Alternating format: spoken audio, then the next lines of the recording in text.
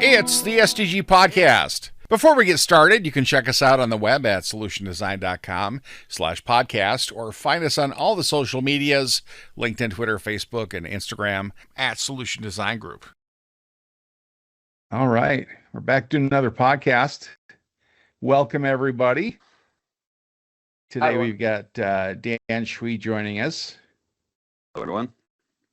Eric Snyder, once again. Howdy.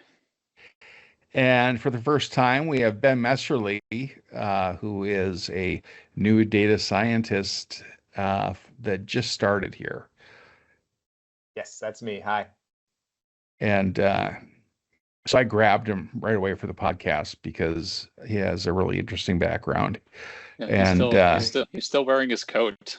He didn't even let him take off his coat. I guess that leads me to my first question. When you were at CERN, did they make you wear white coats? Strict regimen. Always white coats. I knew it. Big goggles, big corny goggles. Yeah. So I did have a radiation meter on me at all times, though. Yeah. Did it ever go black or whatever color it gets when you're in danger? It doesn't have any feedback, so you submit it when you leave for the month. You submit it every month or whatever. So you only know whether you were subjected to some horrible radiation a month after the fact. Sometimes it's too late. No, I'm just kidding. There's never been an accident like that I know of. So. Sorry, we didn't get to this sooner. Yeah. I visited CERN, and that was my favorite part of the tour. Was they were explaining, they were like walking us around and explaining, and they were showing us like oh yeah, see how they got these concrete slabs on the walls of the building? That's to keep the radiation in. And I was like, in the building, but that's where we are. Hey, we're in. Contain. Yes. Yeah. So, Ben, you specialized, I think, correct me if I'm wrong, and I will be throughout this whole podcast. You specialized in neutrinos. Yep. Which are like these amazingly small particles that go through everything. Yeah, extremely weakly interacting. Yeah. And they're three invisible. Kinds of them. Invisible in a sense, and they make up 3 of the 17 fundamental particles that we believe make up the universe. I want to know how, if it's invisible and all that, how do you even begin to study them? I mean, yeah. So each particle has these force fields around them. There are 3 forces that we're concerned with here. There's gravity too, but the 3 forces are the weak nuclear, the strong nuclear, and the electromagnetic. And neutrinos only are subject to the weak nuclear force and very, very small amounts of gravity too. So they only have one of the 4 force fields, and it's weak. So if you have enough neutrinos, you can eventually have one of their force fields collide with regular old matter, and you get a collision. And that collision then creates debris particles. And those debris particles are the things that we really see, the ones that also have electromagnetism. And those electromagnetic interactions, this sort of secondary interactions, create light in our detectors.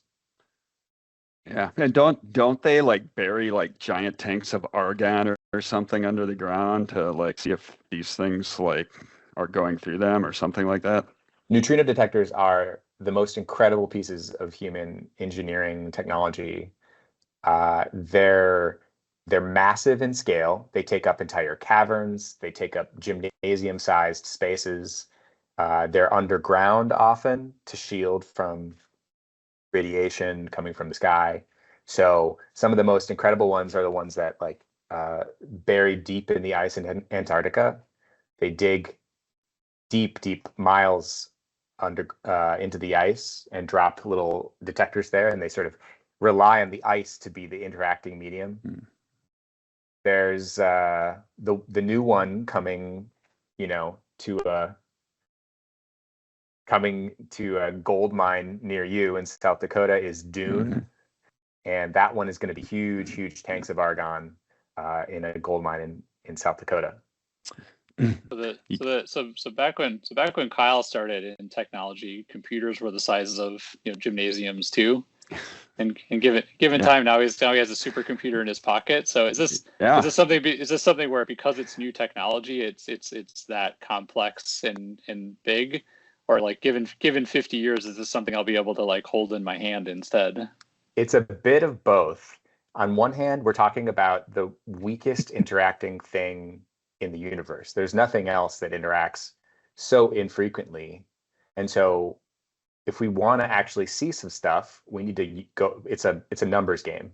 We need to put more junk in the way of these particles to eventually see some of them. But also the beams that we create, we can create beams of neutrinos. They're getting increasingly intense. And so that allows us to make smaller, more lightweight detectors. We used to never be able to use gas, or we never even imagined using liquids. It was always, I guess the first detectors were liquids. So, but the beams are getting so intense that we can make more flexible detectors. Yeah. Oh, go ahead, Dan. Yeah, so I'm going to kind of expand on this topic a little bit too. So this whole topic of dark matter, which a lot of astrophysicists believe there's way more mass in the universe than we can account for through the known particles. And so there's this idea of like weakly interacting massive particles, aka WIMPs, which probably share some similarities with neutrinos if they exist, because they're weakly interacting. What are your thoughts on that? Like, do you think neutrinos play a part in some of this missing matter, or what do you have to say about the whole missing matter problem? There are a lot of different theories about what dark matter could be. We do think it's a particle of some kind, but what kind of particle? Neutrinos could be a part of it. So we know that there are three types of neutrinos, and they can spontaneously change from one to the other. It's called oscillation. It's possible that there's not just three neutrinos, but a fourth neutrino that, you start with one of the normal neutrinos, but it could oscillate into dark matter. That is totally hypothetical, theorized. There's lots of other theories, but at the end of the day, we think, we have a particle lens on the world, and we think that this dark matter stuff has to be particles of some kind. So, you mentioned, we chatted the other day, you mentioned having to actually build some of the technology that you needed to actually be able to make those more dense neutrino beams and stuff like that. How did that start? How did you get into that? Me personally, I mean, if you look in the human history and the discovery of neutrinos, it's pretty interesting. We sort of knew that there was something out there, some particle that might look like a neutrino, and they basically just took a big chlorine tank and put it deep underground, and they looked for sort of very, very small amounts of that chlorine to be transformed by neutrino collisions. That was back in the 50s. And so it all started with a big tank of cleaning fluid, basically. And you get to today, and now we have these monstrous detectors. The ones that I've been a part of, the main one that I was a part of is called the Minerva detector. I didn't build that one, but I did a lot of maintenance and I operated it. And that one's just made out of plastic. It's the size of maybe your living room, a big truck, and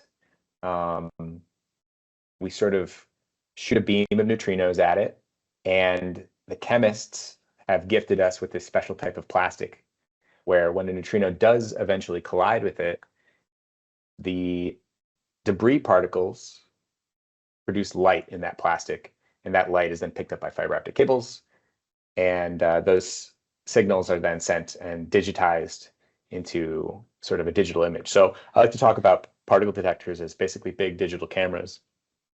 They pick up energy from neutrinos and the debris particles of neutrinos. That energy is electromagnetic. It's converted into light. That light is converted into a digital signal, just like it works on any digital camera.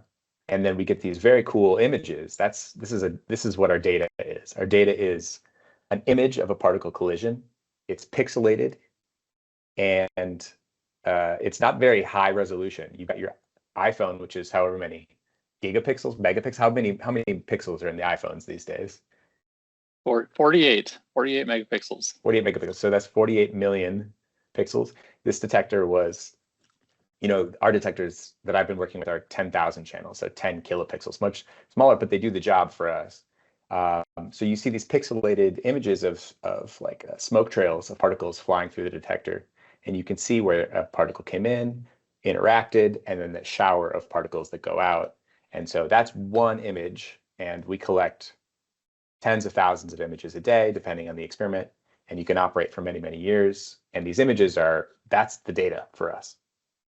Okay. And those debris particles, that's because the neutrinos are traveling with so much energy at such velocity. It's like the collisions in a particle accelerator almost is. Exactly. Yeah. So some of the interactions are very non-destructive. You've got a neutrino that just kisses the nucleus or kisses the sort of carbon that's in the plastic. But other interactions can be much more violent, and they can really break up the target nucleus, so that so there's all sorts of different interactions, and this is one of the key variables that we sort of look to extract from one image is how violent was this interaction, how energetic, how much energy was transferred from the neutrino into that nucleus, and you can sort of get a sense of that based on often how destructive the interaction was and how many particles flew out. The highest energy interaction is called deep inelastic scattering. It deeply penetrates. It's inelastic in the sense that it's something new comes out, something breaks apart, and the scattering is the word physicists use to talk about collisions. So that's like the miniaturized neutrino detector. It's like the first iPod. You can put it in your pocket. So it's the size of a living room, but that's pretty small. Yeah, that's small, but it does the job, and our beams are getting more intense. Eric, you sort of asked about whether this technology will get smaller, and that relates to sort of whether there are any technologies, I think, that could come out of this field of research. And because neutrinos are so weakly interacting, they're just hard to work with. You need stuff that's strongly interacting. Things that have electric charge, they're easy to manipulate. You use magnets, you use currents, and so on. That's stuff that we can easily control very small things to make the computers, for example, that we all have in our pockets now. But neutrinos, they're just hard to work with. They don't have they're not subject to the electromagnetic force, so you can't bend them or steer them. They don't live in wires. They fly right through them very often. And so until we populate the stars, or have the capacity to produce much higher energies more readily, it's hard to see how neutrinos might be applicable. Someday, yes, and there are applications of can we communicate through the Earth from one submarine to another with neutrinos. There's, I've had some friends and colleagues kick those ideas around over beers or whatever, but that's still sort of pretty hypothesized. Neutrinos are useful in they can be useful in assessing nuclear weapons viability. And so you can look from outside of a border for at the region where there's a nuclear lab to see if there's an excess of neutrino flux, which might indicate that there's some nuclear activity going on there. Wow. So you mentioned the higher energies. So I know one of the things the whole string theory camp was hoping at one point to see evidence for supersymmetric particles out of the Large Hadron Collider after they upgraded it for higher energies, but that didn't happen. Do you have a sense from working there on, or do you think we're approaching the kind of limitations of the LHC? We're getting to the point where getting higher energies is just going to be prohibitively expensive and nobody's going to fund it? I think that's a huge question. Yeah. So, Dan, as you said, we were originally looking for heavier particles. There's 3 generations of particles of the 17 that increase in weight. Each generation is heavier than the last. And, we thought that we might be able to unlock more particles when you use high energies and with the equivalence of energy and mass from Einstein, E equals mc squared, then we can create new particles with higher masses. And that just didn't happen. It was a big disappointment when CERN turned on and we didn't see anything new, really, except for the Higgs boson, which we were expecting. So you then sort of asked, are we getting to some limits? Well, we're certainly looking into more upgrades. I think that some upgrade I feel like they're always completing a new upgrade to go to a little bit higher energy. You never really know. Like, we don't know how high the ceiling is. We may find the particle around the corner, and we may need some completely new technologies. We may need colliders in space. There's a lot less friction in space to slow stuff down. You can build much bigger accelerators in space because you're not confined to digging tunnels through rocks. And then there's also new technologies. So linear accelerators and colliding different types of particles are sort of another thing that the scientific community is looking into. Yeah, because like the LHC is a big oval, right? That's right. Yeah, and it uses like magnets to steer stuff. Yep, superconducting magnets. There's the one that I've spent a lot of time with is at Fermilab. That was called the Tevatron, and it was recently decommissioned. The big ring. They probably saw some Higgs bosons there, but didn't have the statistics to confirm it. And that's just like a pipe underground. It's not so far underground. You can really like look right at it, and superconducting magnets there kept the protons flying around. Yeah, exactly. So these images, how many, and where'd you put them? Yeah, so first of all, there's the actual... on SharePoint, Kyle. Well, I thought like that's the perfect place, but yeah. So we collected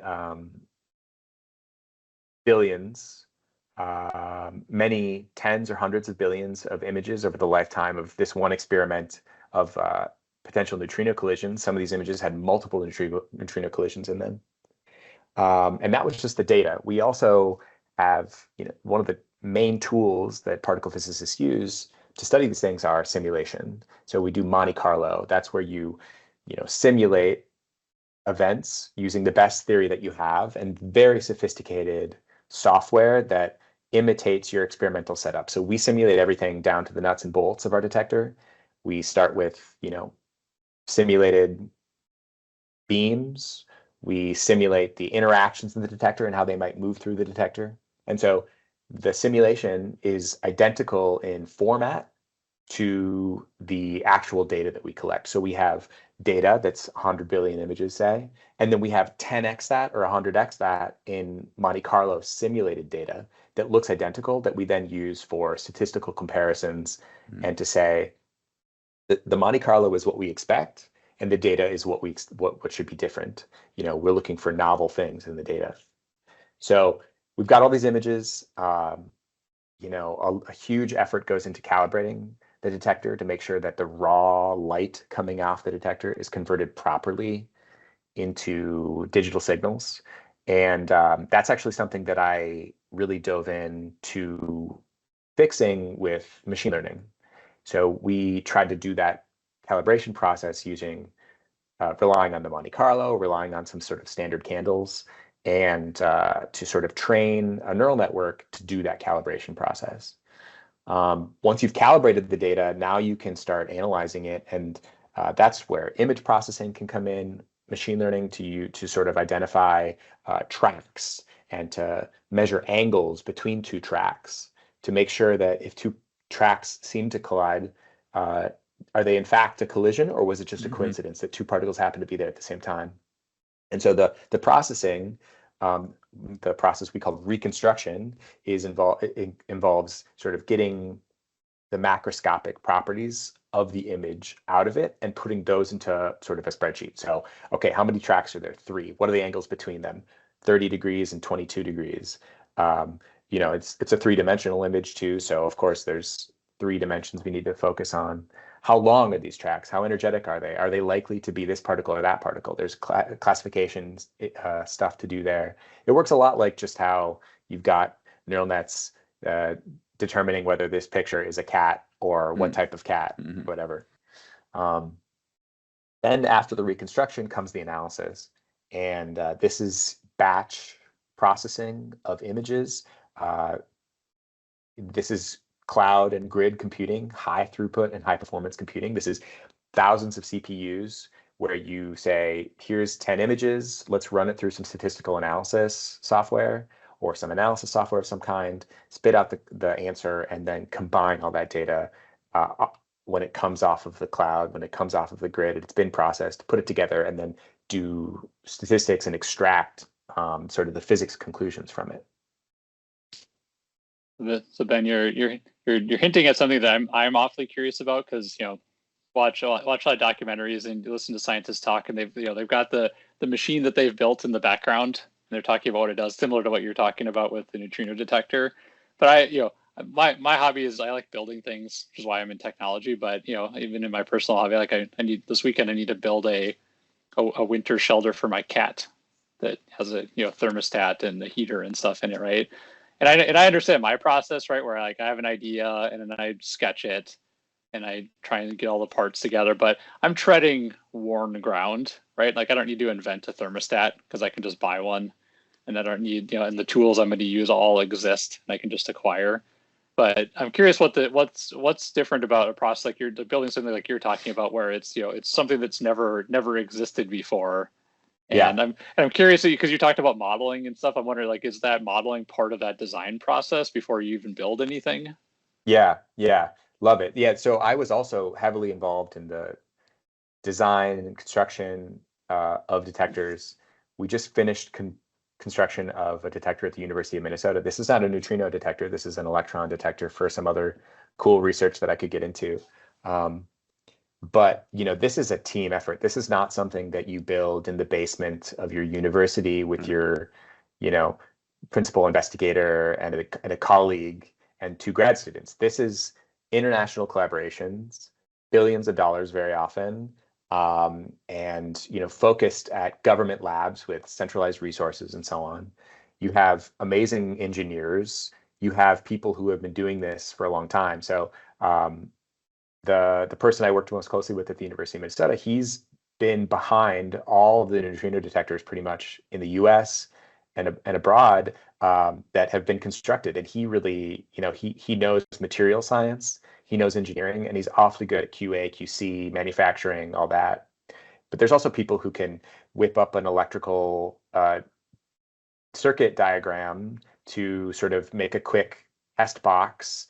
And then there's someone who can solder it all together, put it together, and then hand it to me where I will do that sort of testing. It's a huge and involved effort. We had undergraduates do the construction, and these processes of R&D and the conception of the physical phenomena that you're going to be sort of looking for, these are 10-year processes often. I know that the detector that we just finished building at the U, that started more than 10 years ago, from conception to design to tweaking to forming the collaboration to finally construction. And so I entered the project when it was a mix of R&D, QA, QC, manufacturing.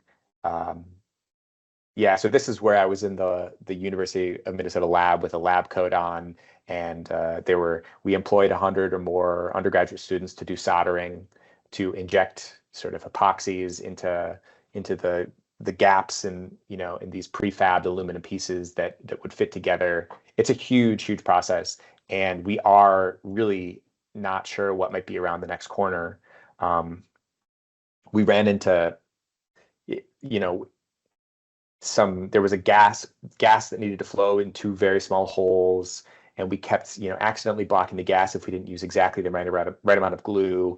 And there was, this is a great story. We were getting these gas leaks, and we couldn't figure out why in mylar straws, which make up the detector. And one of my collaborators noticed, like, hey, there's a lot of box elder bugs around.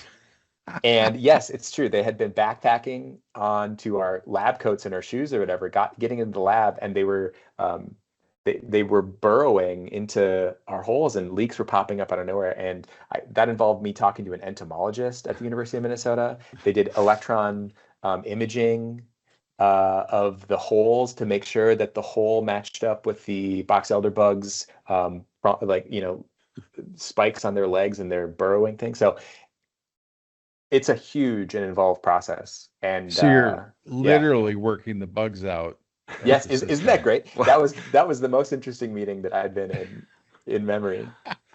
well, when they discovered the background radiation from the Big Bang at Bell Labs back in the 60s, Yes, they yes. initially thought it was like pigeon poop in their radio antenna or something. So somebody was climbing up there trying to like clean the pigeon poop out, and then they're like, "Oh, I guess it's the Big Bang. It's the That's a great story. micro That's bang." like Yeah, where you rule out everything else, yeah, and the only possible explanation yeah, remaining is that you've discovered something brand new about the yeah, universe. That was the only explanation left. I love it. yeah, yeah. There's, Well, go go ahead, ahead. Dan. While we're talking about kind of the scale and the expense of modern science, this is more of a philosophical question. Just your opinion on this. So back in the early 1900s, when quantum mechanics and general relativity both kind of came to fruition, at that point, quantum mechanics is kind of more along the lines of what you're talking about, where it was just lots and lots of people involved, lots of expense, lots of experiments. But relativity was really just one guy kind of daydreaming that came up with this conceptual framework. And I'm wondering, what's your opinion? Like, are the days past when somebody can do a thought experiment and have a major insight into how the universe works, like Einstein did? Are we past that now? Do you need like hundreds of people and billions of dollars now to get anywhere? Oh, yeah. I think no. I'd love to meet the next Einstein, and I think they might be out there somewhere. Theoretically, advances can absolutely be made by an individual. The math of the Standard Model, which defines these 17 particles and the forces between them, is something that can fit inside the brain of a graduate student after a Mm-hmm. few years of training. And there are a lot of really smart theoretical physicists out there um, who I think could absolutely find some insight and find something new and novel. That's theoretically. Experimentally, not so sure. I mean, Yeah. Michael Faraday, if you look at the number of discoveries, Michael Faraday, a pioneer in electricity and magnetism research, in the, I don't know, 1700s or something. He discovered so many laws. He discovered so many Mm-hmm. things, and it was all because, he was in a lab in his basement. Those days in particle physics, I don't see happening much anymore. Yeah. Dark energy, dark matter detectors can be sort of, all right, fit in the basement, but even those require big collaborations, at least Mm-hmm. 50 people. So it's hard to see how particle physics experimental research we could see progress without big groups. Yeah, there is still like glimmers sometimes where like there were like a year or two ago someone thought they had invented the room temperature superconductor Yeah. and had a process. And Oh, I was following like a Russian person using an anime avatar building the material in their apartment using like borrowed equipment from the lab they worked at or something like that. Like sometimes it's fun to see individuals contribute to this, at least the discourse around stuff, to make it accessible. So there is something to be said for that part of it, because like Ben, like the process you're talking about of like all this huge team working together is like from the outside kind of inaccessible. Yeah. So at least I think there's individuals can have an impact, at least in the Yeah. education part of it. Well, that accessibility piece is interesting, because I think I ran into Ben the other night. I was talking about there's a Italian physicist named Carlo Rovelli who's written some popular science books. I enjoy his work, but one of his books, he's got a book called Helgoland, which is about Werner von Heisenberg and the formulation of quantum mechanics in the early 20th century. And he's got a phrase in that book where he says, when Werner Heisenberg first sort of hit upon this fundamental idea of quantum mechanics, he was like the only person that knew the secret about the universe. And Carlo Rovelli says something like, I don't believe that humanity has fully absorbed the lessons of quantum mechanics and what it tells us about the world we live in. And I believe that too. I think there's a lot of people that don't really understand how different the world is from the way they think it is. And to me, that's kind of an accessibility issue. Or maybe a lot of people just don't want to, too. There's some kind of, it makes you rethink your place in the universe for sure. I think that humans, yeah, that's a great point. I think that humans have, we've made really important, like, conceptual progress in the past. You look at calculus, the idea of the infinitesimal and like many infinitesimals summing to something non-zero.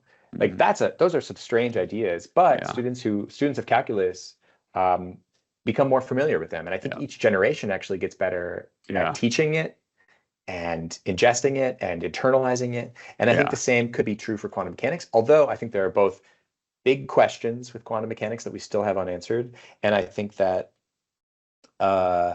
maybe the ideas are even more hard to wrap your brain around until we answer those questions. Yeah.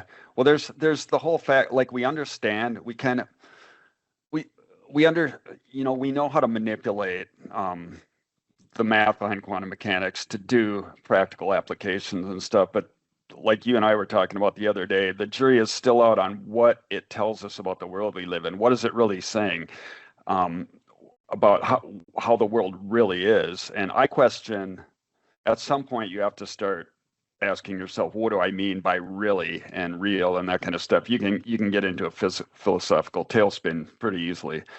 But we're really winging it here. This is humanity, doing its thing of, this seems right. This seems like the path that we should follow. And if you just keep being curious and sort of finding the biggest question that you can answer and pursuing that, that's what science has been. And I think that's a good route to go. And you're in pursuit of these answers. It's kind of, you're driving to this one goal, but along the way, you're doing all of these things that yield other uses and other possibilities. Inventing the machinery to create more neutrinos and get that beam more dense. You don't know what the end game is yet, but we're going to find a lot of this stuff, like when they went to space and took Tang, which is the drink the astronauts took to the moon. There was a lot that came out of that space program that we use. What have you seen so far come out of what you've been working on? Yeah, I mean, it's hard you have to kind of zoom out, and I've only been in this field for, a decade or whatever. And I mean, I don't know. Particle physicists sort of famously invented the World Wide Web. But that was a bit before my time. I don't know what might come next. You have to invest sort of, I think politically, investing in scientific research is a good investment, a good ROI. You just don't know what it's going to look like. I guess you know what I will say, Kyle, I do have an answer for you, and this also will bring you back to sort of what you're driving at earlier with data. Computationally and software-wise, I think particle physicists have been at times at the bleeding edge and at other times sort of following the lead of Silicon Valley. And so I've seen cool developments in cloud computing and grid computing, high performance computing, the use and advancement of GPUs to do our work, for sure. Yeah, you can't just use a TI-83 to make sense of the Large Hadron Collider data. You need some advanced statistical techniques. I'm sure there's been a lot of statistical leaps that have happened at CERN. Definitely. I've seen some of these things too. Some of them are pretty nuanced, but some of them are more, they're nuanced right now, but they might abstract and generalize to some more interesting things to do with, matrix mathematics and interpretation, sort of. Well, yeah, I'll leave it there. Yeah, I mean the data coming out of the LHC, from what I've read, is it's talk about big data. I mean, there's a lot of noise in that data, and there's a lot of work that has to be done to figure out what's a signal and what's noise. And Yeah, how do you clean that up? One thing that technologically you can have at your disposal is really, really fine timing. So if you can make your sensors make many, many snapshots. So, videos have frame rates, right? If you can increase your frame rate, then you can isolate the things you're interested in seeing to just the time, the tiny, tiny time slice, nanoseconds, where the thing you're interested in occurs. So cutting out time is really important. There's also,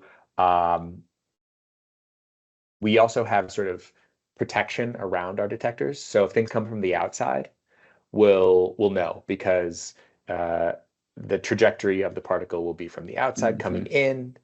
That type of veto is a thing that we have at our disposal.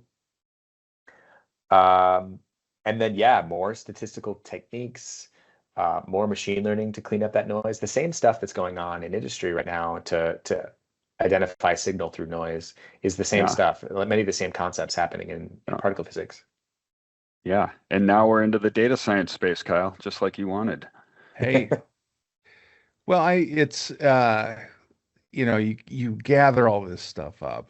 You build all this incredible machinery and do all this incredible science to build, the result, which is a giant data set. Yeah.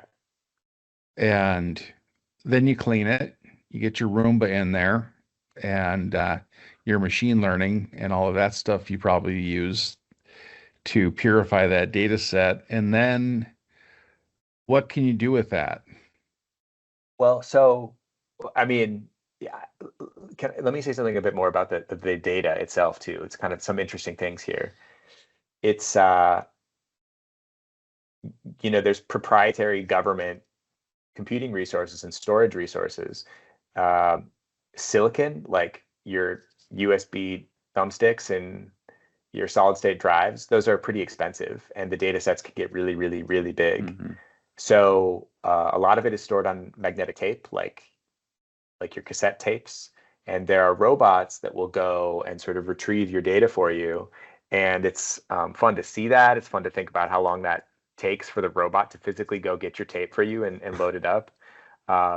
Silicon is the fast and accessible way to do data. But when you have massive amounts of data and you can afford to sort of have things archived, that's one way that things are stored.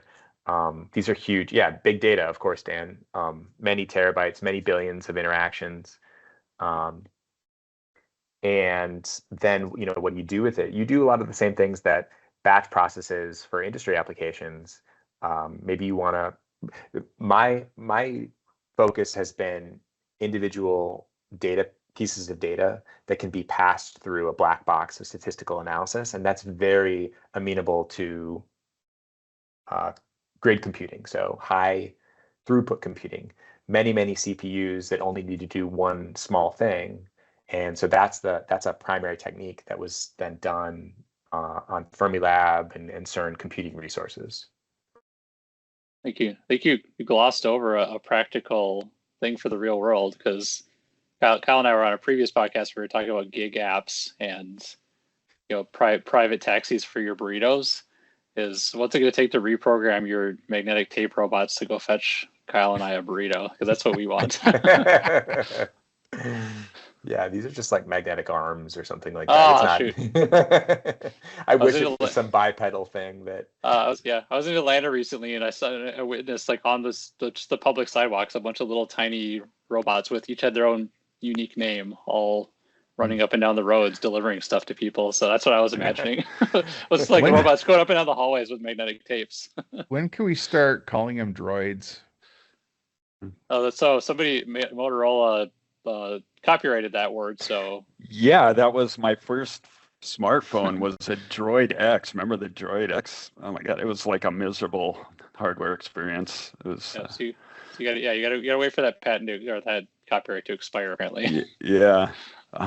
Well, they say I read somewhere that the webcam was invented. I think it was some people at MIT that like didn't want to run up to see if the coffee maker was done up on the third floor. So somebody figured out how to get like a stream of the coffee maker down into the basement where all the nerds were doing their big data stuff or something. Yeah, it's where the particle physicists get lazy. It's when the practical stuff starts. Yeah, that's when you get your burrito robot. Yeah. Absolutely. So the data science part of it all. Yeah, please. Yeah. Yeah. You get to this point and you have to make sense of the data, and then Yeah, it's got to have some practical, there's a goal for that data. It's to understand the world better, right? I mean, that's one of the goals from a human perspective. Yeah, because we're curious species. We want to know what's going on.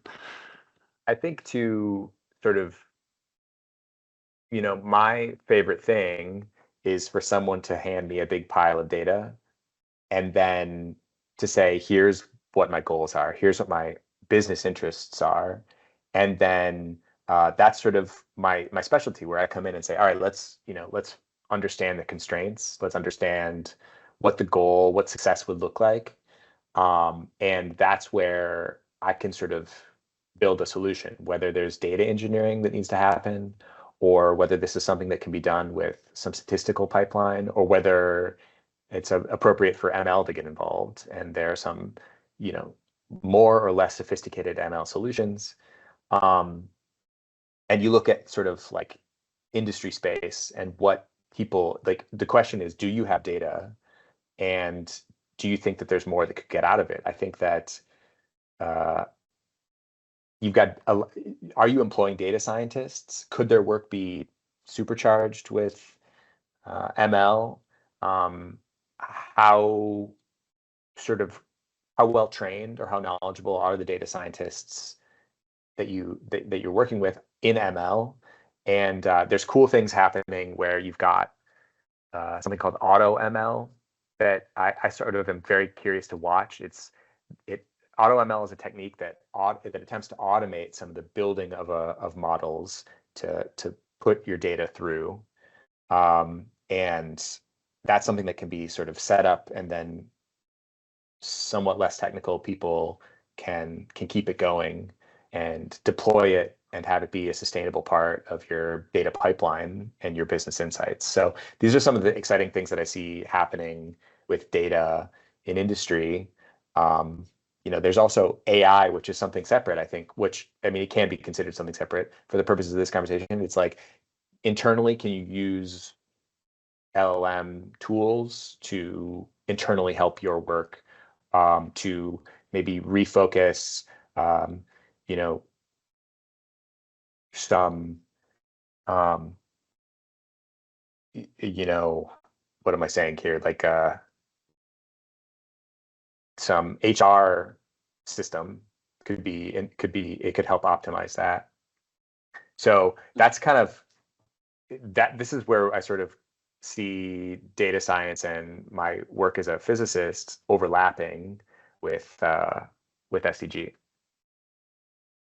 I'm curious. There's a trend I've seen in sort of the world around machine learning and the services that have been made public, where like Twitter is integrated one into the platform, and there's a trend now where people have stopped thinking, right? Like every time a statement is made that they just knee jerk don't agree with, they just at Grok, tell me what to think about this.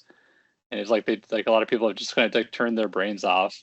And I'm wondering how can we position this so that it's like seen correctly as like a tool to be more efficient, a tool to help make decisions faster and better, but but preventing people from just like letting it make all the decisions for them, and there's no critical eye toward it. You know what I mean? Yeah, I think it's like every technology is a double-edged sword, right? There's going to be positive and negatives. I mean, look at atomic theory and the development of nuclear energy, but also the development of nuclear weapons. I mean, they both came out of the same math. So I feel like AI is like that too. It's going to be used. There's a lot of constructive purposes, but there's going to be destructive effects as well. This is another thing I think we're going to need to feel out as a global community of what feels right. I think people, they decried the popularization of calculators as stopping students from thinking and knowing how to do custom calculations. Yeah. And where will AI fit? I think if we could rely on AI in a non-stochastic way, if AI was reliable to give us, it wasn't hallucinating, it got us the right information every time, I think the conversation would be also a little different here too. Right. Yeah, because that's the thing. That's the thing, and it's not unique to machine learning because it happens with human beings too. Where, I mean, I've heard people say like I heard Elon Musk talk about rockets, and I was like, he's a genius. And then I heard him talk about this, he's a genius. And then but then he talked about something I understand, and now I realize he doesn't know anything, right? Like it happens with where people are talking about something that as a layperson, it can be hard to accurately judge like who to believe, right? Yeah. And domain knowledge is important, and it doesn't always extrapolate to other domains. There's a lot of, I think, scientific evidence that like just because you're smart in one area doesn't mean that those skills and knowledge apply in a different area. There's a name for that in psychological circles. I forget what it's called, but it's this idea where because somebody is brilliant in one area, you assume that they should be smart in all these other areas. And of course, that's not borne out by the evidence at all. Right. So right. So then, so we have the machine learning that pretends to be, or like, these very generalized models, right? They're not specialized, that are pretending to be experts in everything. Yeah. And that could be a struggle, right? Yeah. Well, and AI is a disruptive technology for sure, but electricity was a disruptive technology, and it put a lot of people out of jobs. Like, you don't need guys sawing logs by hand anymore once you have electricity. And people were afraid of it at the time. I remember reading stories. People were afraid it was leaking out of the walls and like making people sick and all kinds of crazy stuff. But we wouldn't survive for a minute without electricity now. They're drinking out of their uranium glass. Yeah. I look at it like, the goal of what we're seeing in the LLM space with the different, GPT and the Groks and the whatnots, Claude AI. There's a component of getting your attention. Oh, I lost Kyle. We did lose Kyle mid-sentence. Yeah, there was driving. The AI is attacking him. Kyle, trying to silence him. Try again. Froze a little, Kyle. We lost you halfway through your question. It was the AI our overlords. No, but this competition where it's like you go to Claude and it's just a suck up. It's like Gilligan agreeing with everything you say, and then it's like, well, no, that's not right. Oh, you're right, it's not right. No, wait, it is. Oh, yeah, it is. And that thing you wrote was brilliant. You're a wonderful human being. It's thank you, Claude. I feel like I think we're lucky to be a bit older to sort of have developed our own senses of, skepticism of knowledge in general, and to have our own domain knowledge. We're all good at, our code or our technical skills or whatever, to sort of filter what we see coming in from a chatbot, so that we can, I've gotten good, I think, at using it as a tool where I know what types of questions to ask and I know how to interpret those answers. Exactly. Right. And I actually, as a parent, because I have a 6-year-old daughter, and that's a thing I spend a lot of time on with her, is like joshing with her in a way that's like making her skeptical of the things I'm saying, right? Like training her to be skeptical and not just believe anything. But still, it's very easy to fall into that. So Eric, do you have like Google Pucks or Amazon Alexas around your house that your daughter will talk to? She'll ask simple questions. Yeah, like because we have what we call the smart fridge, but it's actually like an Alexa, like one of those photo frame things. This is something I'm curious about, though. Of like, when Alexa finally gets a bit smarter than it is, like that's a day we're waiting for. Is what are those conversations going to be like? Yeah. Well, there's already stories of people trying to legally marry their AI like assistants and things like that. And That didn't work out for And me. then they have to get divorced when they hit the end of the context window. yeah, like 3 years into their marriage. I married But AI and I'm left with nothing. yeah, because it is interesting because that is the bridge I'm trying to cross, or like trying to make with her, is like not believing just because somebody even with authority says it, like a teacher or anything, is like healthy skepticism. Because like one of her friends told her, like, oh, my favorite ride at the local amusement park was the Wild Thing. I was like, well, I know that you have to be 50, like you have to be 48 inches tall to ride that ride. How old is your friend? 4? Oh yeah, then like like I know it sounds plausible, like he's been to Valley Fair, but he's not ridden that ride. He couldn't have ridden that ride. You apply a little bit of skepticism to things. Yeah. But it's a hard lesson to learn. It's a really hard thing to learn how to do. I think there's going to be a maturity level that people reach with these things. You can set up these instructions for your LLM, and it's like, don't flatter me. Don't, just give me straight up answers. I don't want don't use emojis because you don't have emotions, you liar. Which is funny because you're just undermining all of the instructions that they put in it that do those things, right? Absolutely. Because it's not like an emergent behavior, like it's the system prompt or whatever. I don't know if that's the right term, has all that stuff baked into it, right? I'm shortcutting tech support. I'm going in there and saying, what are the steps? What are the steps to do this thing that this person wants to do? And they're asking me about. It's kicks it out and copy and paste. And I look at it and it looks good. It's right. I could have typed it out. I could have written it. I knew, but it was a time saver for me. I did talk to, use the voice feature and have a voice conversation with ChatGPT. And there's a moment where you find yourself like in this interaction and you feel like it's this real thing, and then you go, oh, this is bad. Are you tempted to get down on one knee? That's because we're on the cusp, though. We, like Ben mentioned, we've got lives before AI, and we've built up, intellectual frameworks. But there's going to be generations after us that never knew life without AI, just like people who never lived before the internet, and it's going to be normalized, and it's just going to be another tool. I think that brings up an interesting point. I think that that AI and the chatbots are sort of like shaped to fit our generation, millennials, Gen X, maybe Gen Z to some extent, because we're the ones building it, and so we're making it work for us. And we have these intellectual filters, but I think there may be a reckoning when we realize we need to shape these products for younger people too. Yeah. I think that is a Gen X great parting thought. Emoji in there, though. Yeah. Sorry. I think that's a great thought to end on. Can I ask one question before we go, since we got a real life physicist?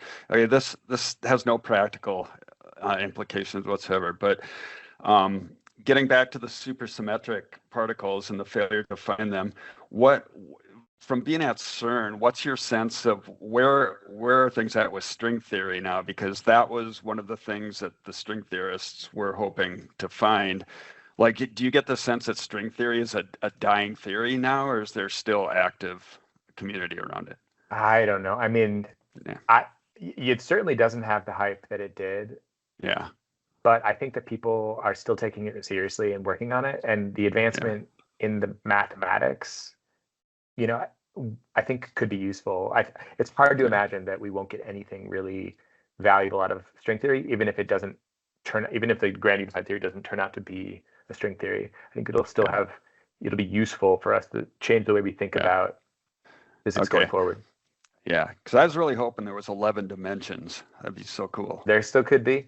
We don't know. Yeah. Excellent. Well, gentlemen, it's been a pleasure. My brain hurts now, but it was a great conversation. And thank you for joining us, Ben, and Dan, and Eric. Yeah, absolutely. Thanks for having me. Happy to do it.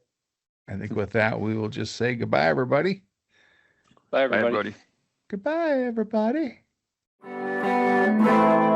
Solution Design Group is a digital product consultancy in Minneapolis. Check us out on the web at solutiondesign.com or look for us on Facebook, Twitter, LinkedIn, and Instagram at Solution Design Group.